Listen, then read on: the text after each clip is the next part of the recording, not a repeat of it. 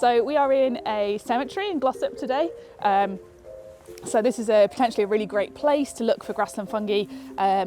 It's been here a really long time. We've got graves that have been here for over 100 years. So this is grassland that's been here for quite a while. It gets mown quite frequently. You can kind of see it's quite mossy, and cemeteries are a great place to go and look because they're quite often quite close to where loads of people live. There's all sorts of different places that you can look for waxcaps. It doesn't matter if you can't identify them to species for the Waxcap Watch survey. All you need to be able to do is find yourself a good habitat, so a grassy habitat, so that might be a churchyard or a cemetery like this, it might be your local playing field, it might be a cricket pitch, and be looking for somewhere like that and then be able to tell what the colours are of the fungi. So you don't need to be able to identify to species, it's just about finding that habitat and then thinking about what colours the waxcaps are that you might find in that location. Very much hoping that I'll find something. Because I think it's a nice way to get out and about at a time of year that I think quite often people are going, oh, it's the autumn, it's kind of hibernation season, and actually it's a really great way of thinking about what nature is still doing. You know, we are out of flowering plant season. There's less about in terms of, you know, there's not birds nesting and things like that, but there are still fungi, and this is their peak time of year. So I think that's really, really nice. And also, there are so many fungi. There are way more fungi than there are species of plants, species of animals. And I think that means there's always something new to learn. Even if you're somebody that's really experienced and knows loads about fungi, there's always more. Here we go. So we've got some waxcaps here, which is excellent. They're quite hidden. Cool. So we've got two different waxcaps here. So I think these are probably the same species, but for the purposes of our survey, our Waxcap Watch survey, that doesn't matter. We don't need to know what species they are. This one, I think what's happened is it's kind of got slightly squashed by the grass and the way that it's grown. So it looks a bit strange, a bit different than you might expect, but I think that's just the cap's got a bit curled in on itself. You can still see the gills underneath there, and it has got a stem, it's just sort of here a bit underneath it.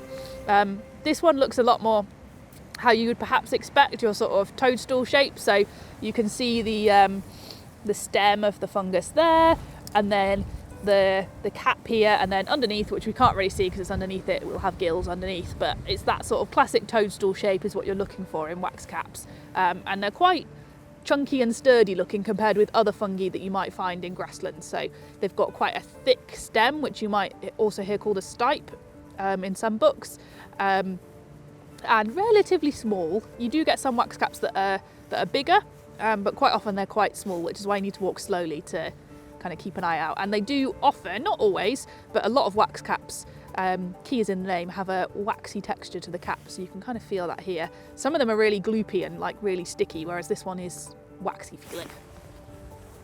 And so we can go through in a minute our actual survey process and what we would fill in on our app as part of our Waxcap Watch survey. But yeah, two different colours of wax caps today in the survey, so that's quite nice.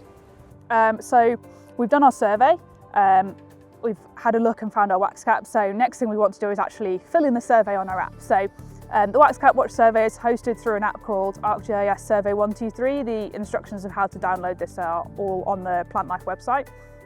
So once you've got it all downloaded, this is the first page that you come to. You don't need to have a login or anything. We go to the continue without signing in, and then you'll come to the next page, which has our Waxcap Watch logo. So we click on that and you come to this homepage here. Yours might look slightly different if you've not collected any surveys before. So you can see I've got the sent option. That's because I've done 7 surveys before. So what you do when you've got a new survey to do is you press collect.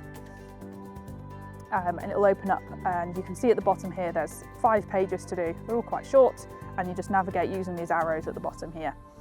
You've got the option of having the whole survey in English or Welsh, depending on what language you would prefer. So if we navigate to our next page, we first start off with about you, so you just fill in your name and your email address. And then you've got the option at the bottom to add whether you'd like to receive emails from Plant Life. And then we get to the page of telling us about where you are. So we've got the date, which is auto-filled, but you can backtrack that if you went somewhere and couldn't fill in a survey for whatever reason. We'll talk about what kind of area we're in. So today we were in a cemetery or a churchyard. We were on public land, and do we know who manages it? So in this case, I do. There we go. So we've got who manages the land, High Peak Council, and then we have at the bottom here the area location. So if you've got the location services enabled in your app, this should automatically tell us where you are. But if you need to adjust it for whatever reason, you click on the map and then you can move it around to where you are.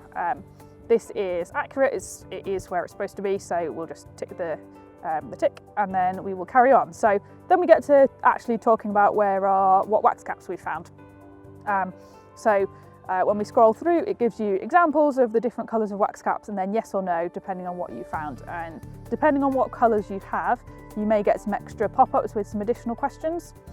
So today we've not found any red, no pink. We did find yellow or orange. And so here we've got a pop-up asking us what size we've got. We found medium or large. So we're thinking about the average of the species that we've got. So 2 centimetres or more gives us our site score. And then we just say send now.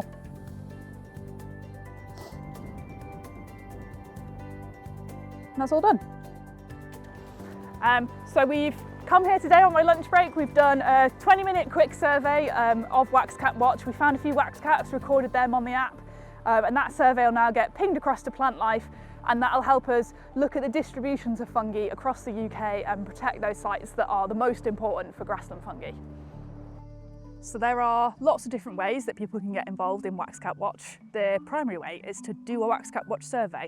So all the instructions are available on our website, but it's about downloading the app, downloading the survey, going out into your local area, whether that's a park like this or finding another grassy area that's near you that you can do a survey, submitting your findings, and then that data goes across to us at Plant Life, then we can help conserve the fungi that you find.